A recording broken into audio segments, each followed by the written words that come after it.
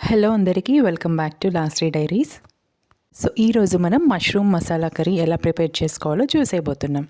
జనరల్గా మనం మసాలా కర్రీస్ అంటే ఎక్కువగా మసాలాస్ వేసి చేసుకుంటూ ఉంటాం కదా. అలా కాకుండా ఈ మష్రూమ్ మసాలా కర్రీకి చాలా తక్కువ మసాలాస్ వేసి అదే మసాలా కర్రీ టేస్ట్ వచ్చేటట్టయితే మనం ప్రిపేర్ చేసుకోబోతున్నాం. వీడియో స్కిప్ అవ్వకుండా ఎండ్ వరకు చూసేయండి.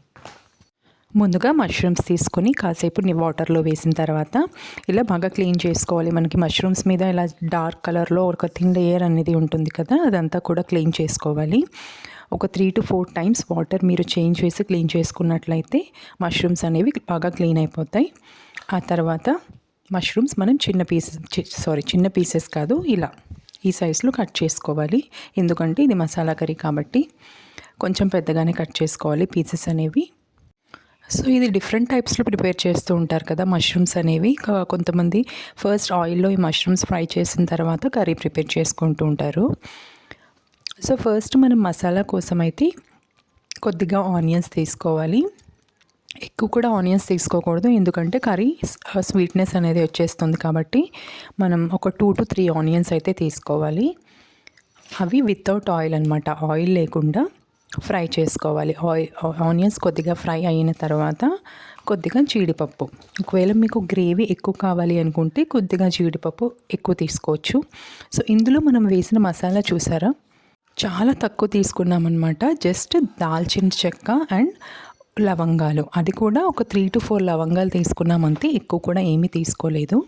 దాల్చిన చెక్క అండ్ లవంగం, తర్వాత 2 టొమాటోస్, చిన్న టొమాటోస్, ఒక 2 టొమాటోస్ మాత్రమే తీసుకొని జీడిపప్పు కాస్త ఫ్రై అయ్యాక ఈ టొమాటోస్ కూడా అందులో వేసి ఫ్రై చేసుకోవాలి. సో ఈ ప్రాసెస్ అంతా కూడా మనం వితౌట్ ఆయిల్ అనేది చేస్తున్నాం అనమాట. సో నెక్స్ట్ మనం కర్రీ ప్రిపేర్ చేసుకోవడానికి ఆయిల్ అయితే వేసుకోవాలి. ఒక కడాయి తీసుకొని ఆయిల్ వేసుకున్న తర్వాత అందులో పోపు దినుసులు, ఇందులో కొద్దిగా ఆవాలు, జీలకర్ర, ఆనియన్స్, కరివేపాకు అన్నీ వేసుకున్న తర్వాత బాగా ఫ్రై అవ్వనివ్వండి ఆనియన్స్ అనేవి. సో ఈలోగా మనం ఏదైతే పేస్ట్ కోసం ప్రిపేర్ చేసుకున్నామో మసాలా పేస్ట్ కోసం, అదైతే గ్రైండ్ చేసి పెట్టుకోవాలి. సో ఇక్కడ ఆనియన్స్ ఫ్రై అయ్యాక మనం కట్ చేసి పెట్టుకున్న మష్రూమ్స్ని అందులో వేసుకోవాలి.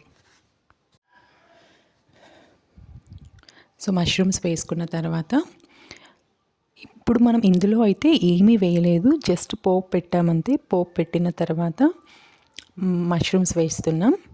మష్రూమ్స్ వేసిన తర్వాత బాగా కలుపుకోండి, ఆ పోపు అంతా ఆయిల్ అంతా కలిసేటట్టుగా. నెక్స్ట్ ఈలోగా మనం పేస్ట్ అయితే గ్రైండ్ చేసి పెట్టుకోవాలి. సో ఇవి కాస్త ఫ్రై చేసుకోవాలన్నమాట. ఆ ఆయిల్లో మనం ఈ మష్రూమ్స్ని కొద్దిగా ఫ్రై చేయనియాలి, ఎందుకంటే మనం వీటికి సెపరేట్గా ఆయిల్లో ఫ్రై చేయలేదు కాబట్టి. సో చూసారా ఎంత వాటర్ అనేది వచ్చిందో ఫ్రై చేసిన తర్వాత. ఇప్పుడు ఇందులో కొద్దిగా పసుపు వేసుకోవాలి.